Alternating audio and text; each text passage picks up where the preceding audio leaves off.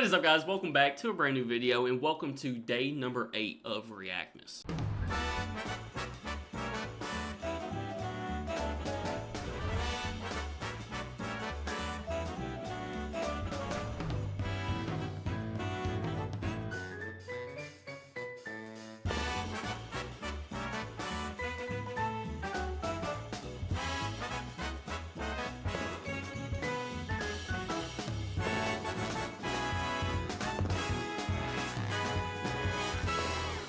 "25 days straight of reactions, and today we have one that's like kind of oddly specific, you know? But these are some of my favorite videos to do. Today we're watching American versus European suburbs. To me, when I seen this, I was like, oh, it's a suburb. How different can it be? You know, being in America and then in different countries in Europe. Like, what? But apparently it is, because the title also says, "In Why US Suburbs Suck." So, yeah. About to check this out. If you're new to the channel, hit that subscribe button. Drop a like for day number 8 of Reactmas, and if you want to see more videos like this. Throughout all of Reactmas, we are raising money for my local animal shelter, so if y'all would like to donate, you can do that here on YouTube through Super Thanks. So if y'all don't want to donate, but you still want to help out to the cause, watching the video, leaving a like, dropping a comment, sharing this video with your Meemaw's life insurance agent, it could be smart, I'm just saying. That helps out just as much. But other than that, let's get on up into it.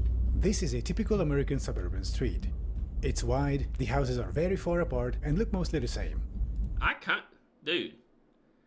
So I lived in, I guess you could call it a suburb. It was more of just like a neighborhood, I feel like. Basically for like the first like 11 years of my life, and then we moved to the country, the woods, and that's where I've been ever since, you know? This low-key looks like the street I lived on. Like, kinda. Is he where I lived? Hold on. There is barely anything on the well-manicured lawns. Post boxes, a few trees or bushes, and the occasional fire hydrant. Yeah. Now compare this to a suburb in Leipzig, Germany. What differences do you notice? It's a lot tighter of a squeeze. Good night. Like, compare this road to what he was just on.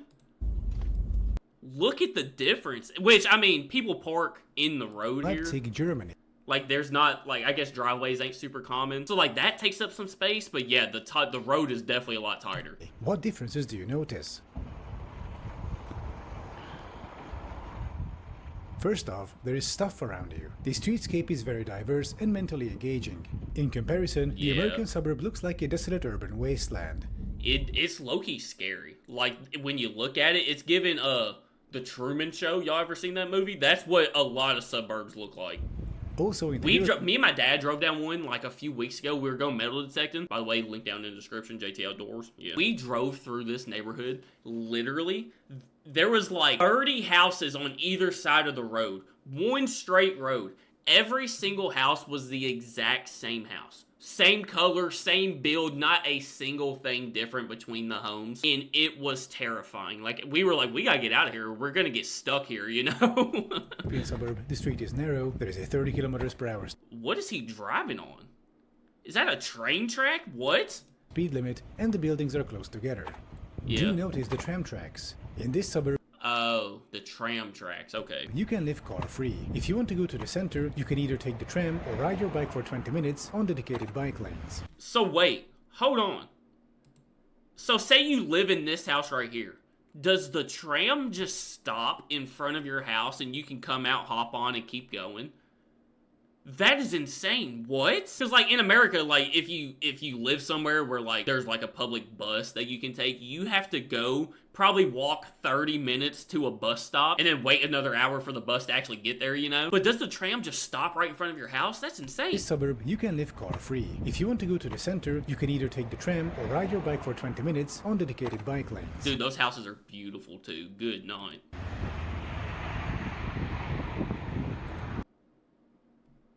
Is that the bike lane? Why is it so large? Dude, our bike lane's like this big, I swear. Like, what? Or take the S-Bahn because... And our bike lane is on the road. Like, it's on the side of the road, not like where, like, the sidewalk would be. Or take the S-Bahn because there's also a train station. In the American suburb, you have no option but to drive. Head out onto the busiest road, a horrifying mix of street and road, onto the jammed highway, and after an hour you'll be in the center, searching for a parking spot. He didn't mention, there is always, and I mean always, road work happening. So you see, oh, this is a 6-lane, 3-lane going either way. No. Cut it down to one, actually half a lane, because 2.5 of these are going to be closed for road work. That's going to take them 7 years to actually get started on. And all lanes might actually be open in the next 10. Maybe. How about going to a restaurant? In the European suburb, there are dozens of different, unique, local restaurants reachable on Restaurant Wasserschloss. Huh? foot, by bike, or public transit. In the American suburb, you're an hour walk away from a chain restaurant next to a busy road. If you want to eat, you gotta get in your car. Yeah, especially where I live in the country, so like, if I want to go to a restaurant, it's an 1.5-hour drive. But there are a lot of suburbs that are kind of like out in the middle of nowhere that it would also take just as long to get to like a restaurant or something. Which, like, there are neighborhoods or suburbs that are closer to town that you could, technically get to a restaurant in like 10 minutes, but that's still driving. You probably can't walk to them, What if you have children? In this European suburb, there are 3 schools close by. Kids can walk or bike there on their own and learn to be independent early on. In the American 3 schools? What?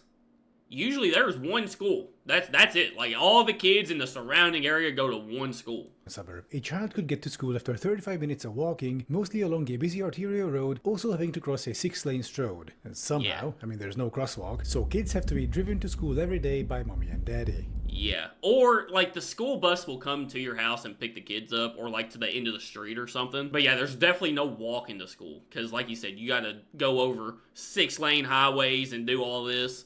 Unless you live maybe right here, then you could walk to school, But if you don't live in a neighborhood right next to the school, you're not walking to school. You either gotta wait for the school bus, or like you said, mommy and daddy gotta take you. Road, also having to cross a 6-lane road. And somehow, there's no crosswalk, so kids have to be driven to school every day by mommy and daddy.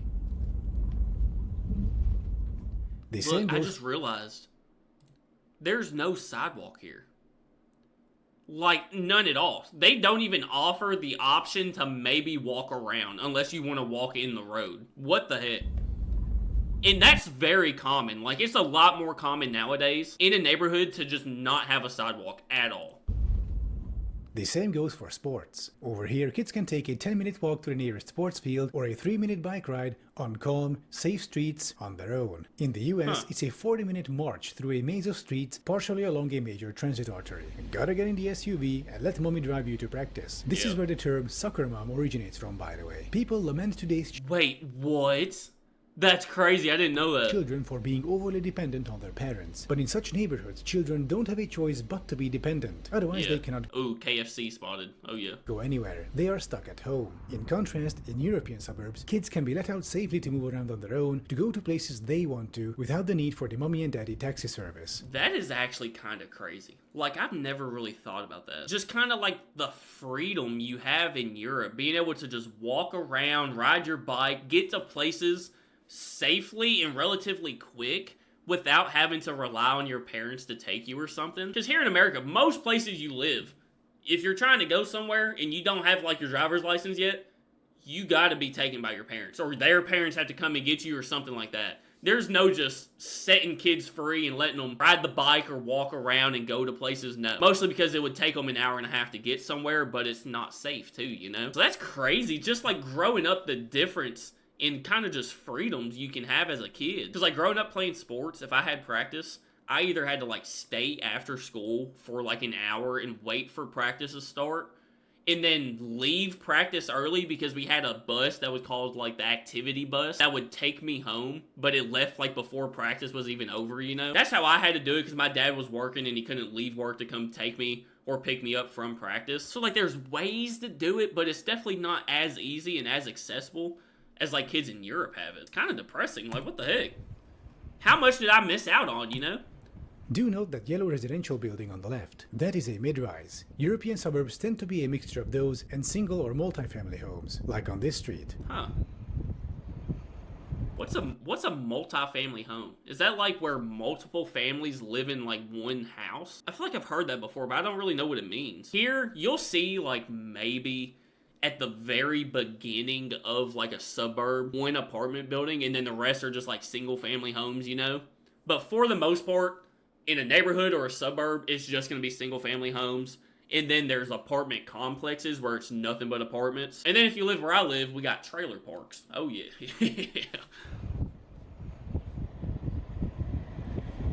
Good night. Why didn't he... Bro, what are you doing? He almost ran him off the road. Like, why didn't he just wait for him to go and then go? Like, look, there's no room. Look at this. He had to swerve. Yeah, no, I couldn't drive over there. I couldn't do it. In U.S. suburbs only allows for single-family homes, and they are usually placed very far apart, leading to low density and long distances. This makes public transportation non-viable. Over here in Europe, hundreds of people live within walking distance of this tram stop. In the U.S., if you put a tram stop... Wait, so the tram doesn't stop in front of your house? Now I'm confused. Hold on. Up here, you'd have a few dozen people living within walking distance. Meaning, even if you built public transit here, almost nobody would take it, because no matter how you build it, people would be too far away from it. So wait, he's saying that these houses are like far apart from each other? Like, to me, the neighbors are on top of each other here, but he's saying they're like far apart from each other? Like, how close are the houses in Europe? Half an hour away on foot from the nearest tram stop, you'll take your car instead. And people do. So giant highways had to be built, rammed right into the city, usually demolishing non-white neighborhoods in the process. The end result was mass motorization all across America, constant traffic jams, noise and pollution, but not for the suburbanites. It was the urban dwellers, particularly those who were poor, who had to live near high traffic areas in cheap, low-quality housing. The suburbs also became a growth Ponzi scheme, where income from the suburbs couldn't cover future infrastructure overhauls, so the city had to expand and sell new properties constantly to get enough money to maintain what they already have. Not Just Bikes did a great video about this, link in the description. The suburbs... What is a Ponzi scheme? Excuse me? Suburbs and car-centric development were useful political tools in the 1950s to enforce a Christian conservative, white nationalist hierarchy within American society, where white men are on top, women are at home, fully dependent on their husbands, and where all resources are channeled towards the white middle and upper class in the form of billions in state subsidies. And the rest of society, poor people, non-whites, were left to fend for themselves in decaying urban centers, sucked dry financially by the parasitic suburbs around them. Well, this took a turn.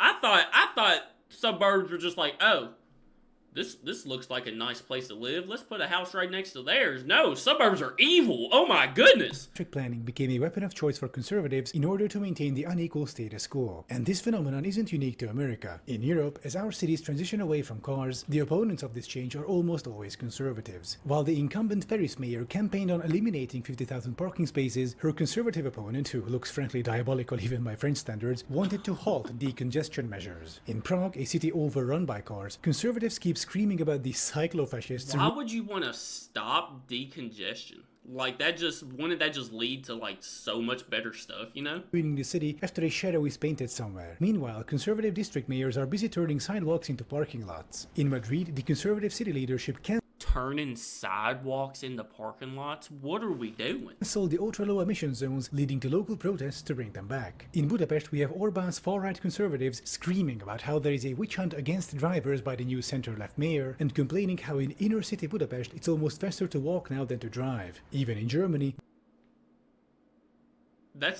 Wait, that's crazy. It's faster to walk than it is to drive. Dude. Bavarian conservatives are dumping money into highways while letting the rail network fall into disrepair. As a rule of thumb, in every city with decongestion measures, you'll also find conservatives screaming about the war on...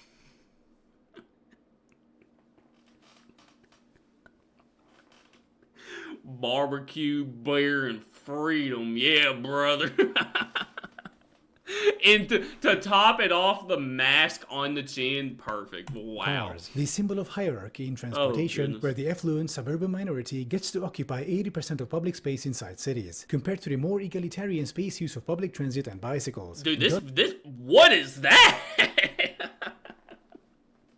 That is a monstrosity right there. Good night. Either this is the largest vehicle I've ever seen, or this woman is like 3 foot tall. But dude, this video took a turn. I was like, I seen this video, I was like, oh, they're gonna be like, oh, the roads are wider. You know, the houses they kind of look alike, or they're bigger or what. No, it turned evil. Forbid you have to get out of your giant SUV of death and get on a tram with the peasants. Of course, upholding the conservative hierarchy isn't why suburbs are built today in the US. It's mostly just a necessary continuation of the Ponzi scheme that began with the first suburbs. Also, it's due to faulty zoning codes not allowing for mid-rise developments that would actually make more money for the city, increase density, and make public transit viable. In Europe... True, that is a problem. They literally have like codes and stuff in place to where you just can't build like you said, high rises or apartment buildings that would take up less space, house more people, and like you said, make the city more money. Like, dude, it's confusing. It don't make no sense. Suburbs are mixed with both mid-rises, single and multi-family homes. They're an organic part of the city and contribute fairly to the local budget. There is also subsidized, affordable public transit. All in all, it's more egalitarian. And if the US situation sounds depressing in contrast, as an American, there are things you can do to potentially help change things. If there is a local transit riders union, go join it. Look if there are any initiatives on the ballot for traffic calming, bike lanes, etc. Show up to your local town hall meetings and advocate for zoning reform, ending parking minimums, and so on. If you want to see